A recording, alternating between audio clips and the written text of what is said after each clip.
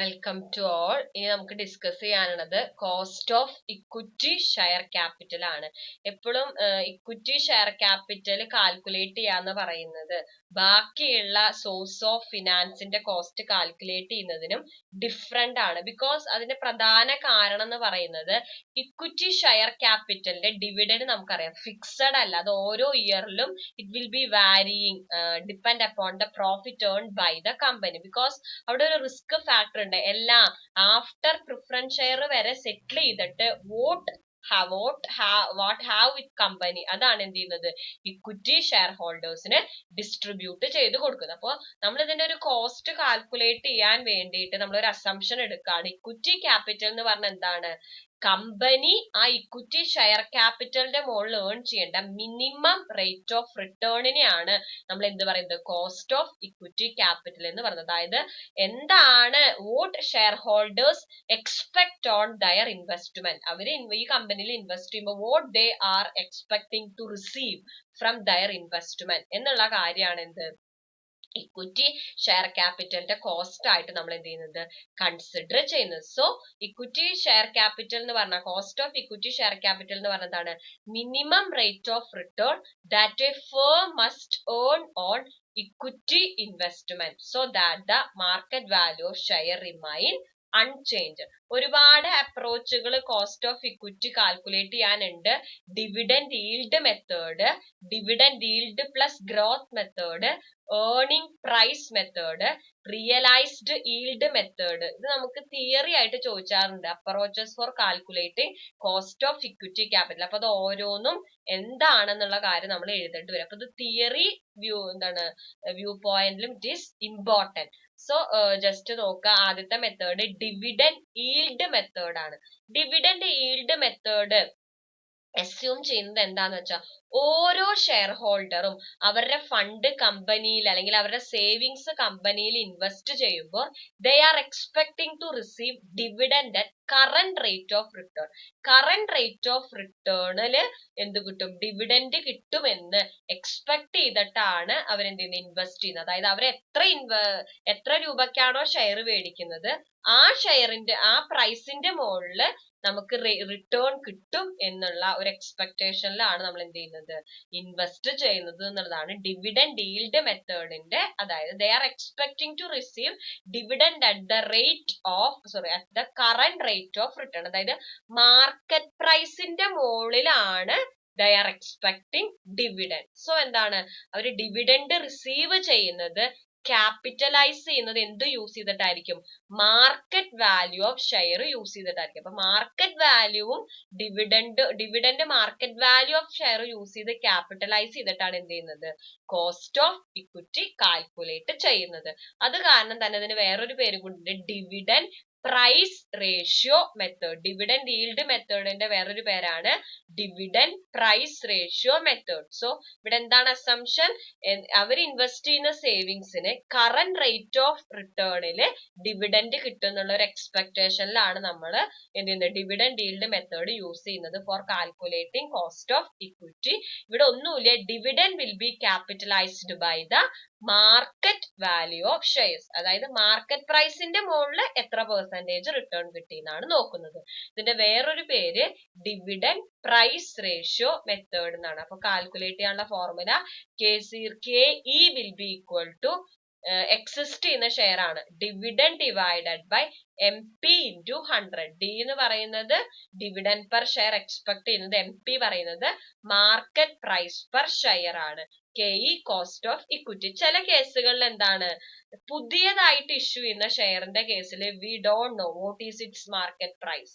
അപ്പൊ നമ്മൾ എന്ത് ചെയ്യും? നെറ്റ് പ്രൊസീഡ്സ് യൂസ് ചെയ്തിട്ടാണ് കോസ്റ്റ് ഓഫ് ഇക്വിറ്റി കാൽക്കുലേറ്റ് ചെയ്യുന്നത്. നെറ്റ് പ്രൊസീഡ്സ് കാൽക്കുലേറ്റ് ചെയ്യുമ്പോൾ ശ്രദ്ധിക്കണം, issue price minus expense less ചെയ്യണം. അപ്പൊ dividend divided by NP into 100 ആണ് എന്ത് പുതിയ ഷെയറിന്റെ കേസിൽ നമ്മൾ എന്ത് ചെയ്യുന്നത്, എന്താണ് കോസ്റ്റ് ഓഫ് ഇക്വിറ്റി കാൽക്കുലേറ്റ് ചെയ്യാനുള്ള ഫോർമുല.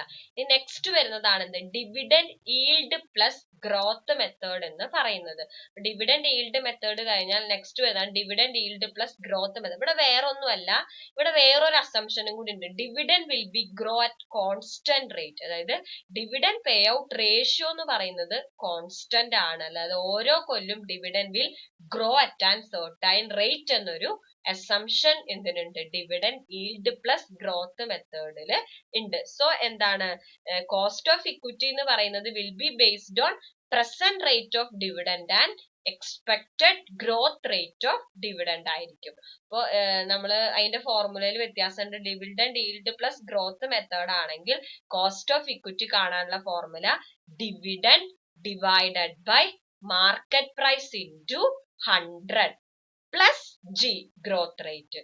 ഡി എന്ന് പറയുന്നത് expected dividend per share at the end of the year ആണ്, D1 ആണ്, D0 അല്ല. കറണ്ട് ഇയർ ഡിവിഡൻഡ് അല്ലെങ്കിൽ ലാസ്റ്റ് ഇയർ ഡിവിഡൻഡ് ആണെങ്കിൽ നമ്മൾ എന്ത് ചെയ്യണം, D0 ഇൻറ്റു 1 പ്ലസ് ജി ഉപയോഗിച്ചിട്ട് നമ്മൾ D1 കാൽക്കുലേറ്റ് ചെയ്യണം. D1 എന്ന് പറയുന്നത് at the end of the ഇയറിൽ റിസീവ് ചെയ്യുന്ന ഡിവിഡൻഡ് ആണ്. D1 ഉപയോഗിച്ചിട്ടാണ് ഈ ഫോർമുല കാൽക്കുലേറ്റ് ചെയ്യുന്നത്. ചില കേസിൽ നമുക്ക് തന്നിട്ടുണ്ടാവുക ലാസ്റ്റ് ഇയർ ഡിവിഡൻഡ് അല്ലെങ്കിൽ പ്രീവിയസ് ഇയർ ഡിവിഡൻഡ് അല്ലെങ്കിൽ ഡിക്ലയർഡ് ഡിവിഡൻഡ് എന്നാണ്. അതിന്റെ അർത്ഥം അത് D0 ആണ്. സോ നമ്മൾ എന്ത് ചെയ്യണം, D0 ഇൻറ്റു 1 പ്ലസ് ജി ചെയ്തിട്ട് we have to calculate D1. അപ്പൊ D1 കാൽക്കുലേറ്റ് ചെയ്യാൻ D0 ഇൻറ്റു 1 പ്ലസ് ജി. ഇനി MP എന്ന് പറയുന്നത് മാർക്കറ്റ് പ്രൈസ്, ജി എന്ന് പറയുന്നത് ഗ്രോത്ത് റേറ്റ്. ഇത് എക്സിസ്റ്റ് ചെയ്യുന്ന ഷെയറിന്റെ കാര്യമാണ്. ഇനി പുതിയ ഷെയർസ് ആണെങ്കിൽ എന്താണ്, we will use NP because പുതിയതായിട്ട് ഇഷ്യൂ ചെയ്യുന്ന ഷെയറിന് എന്തില്ല, മാർക്കറ്റ് പ്രൈസിൽ. അപ്പൊ D1 divided by NP into 100 plus G ആണ്. നമുക്ക് ജസ്റ്റ് ഒരു ഫോർമുല ഒരു പ്രോബ്ലം ചെയ്ത് നോക്കാം. A company plan to issue 1000 new shares of 100 each at par. The flotation costs are expected to be 5% of the share price. The company pays a dividend of 10 per share initially and the growth in dividend is expected to be 5%. So ഇവിടെ growth expect ചെയ്യുന്നുണ്ട്. So നമ്മൾ എന്ത് ചെയ്യണം, dividend yield plus growth method ഉപയോഗിക്കണം. Compute the cost of new equity share. If current market price of an equity share is 150, calculate the cost of existing equity share. ഈ പ്രോബ്ലത്തിൽ നമ്മൾ രണ്ടെണ്ണത്തിന്റെ calculate ചെയ്യണം. പുതിയതായിട്ട് issue ചെയ്യുന്ന ഒരു ഇക്വിറ്റിയുടെയും ഓൾറെഡി എക്സിസ്റ്റ് ചെയ്യുന്നതാണെങ്കിൽ അതിന്റെയും കോസ്റ്റ് ഓഫ് ഇക്വിറ്റി കാൽക്കുലേറ്റ് ചെയ്യണം. അപ്പൊ ആദ്യം നമ്മളോട് പറഞ്ഞിരിക്കുന്നത് പുതിയ ഇക്വിറ്റിയുടെ കാൽക്കുലേറ്റ് ചെയ്യണത്. പുതിയതായിട്ട് ഇഷ്യൂ ചെയ്യുന്ന ഇക്വിറ്റിയുടെ കാൽക്കുലേറ്റ് ചെയ്യാനുള്ള ഫോർമുല ഇവിടെ ഗ്രോത്ത് എക്സ്പെക്ട് ചെയ്യുന്ന കാരണം dividend yield plus growth method ആണ്. അപ്പൊ അതിന്റെ ഫോർമുല എന്താണ്, dividend divided by NP into 100 plus G ആണ്. ഇവിടെ ഡി എന്ന് പറയുന്നത് 1000 new shares of 100 each at par. The flotation cost 5% on share price. ഇത് 100 രൂപയുടെ മുകളിൽ 5%.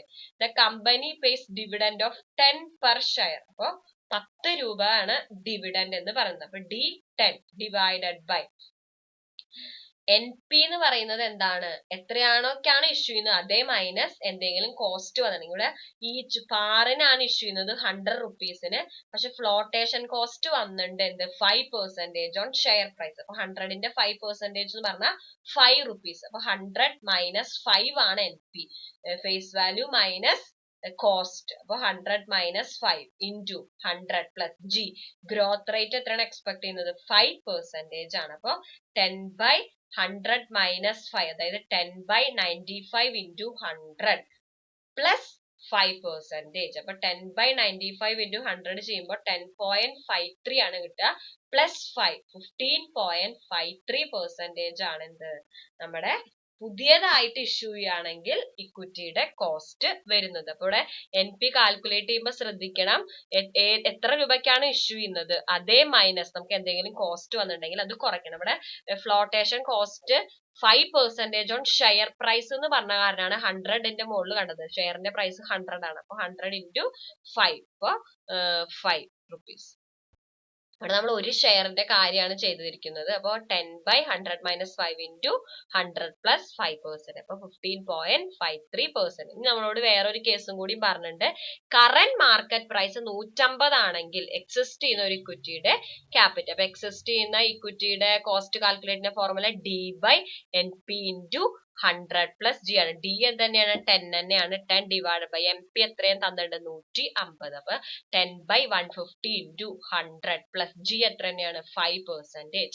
അപ്പൊ will be equal to 10/150 എന്ന് പറയുന്നത് into 100 plus 5% ചെയ്യുമ്പോൾ we will get 11.67% ആണ് എക്സിസ്റ്റ് ചെയ്യുന്ന ഒരു ഇക്വിറ്റി ആണെങ്കിൽ അതിന്റെ കോസ്റ്റ് എന്ന് വരുന്നത്. സോ രണ്ട് രീതിയിലും ചെയ്തു.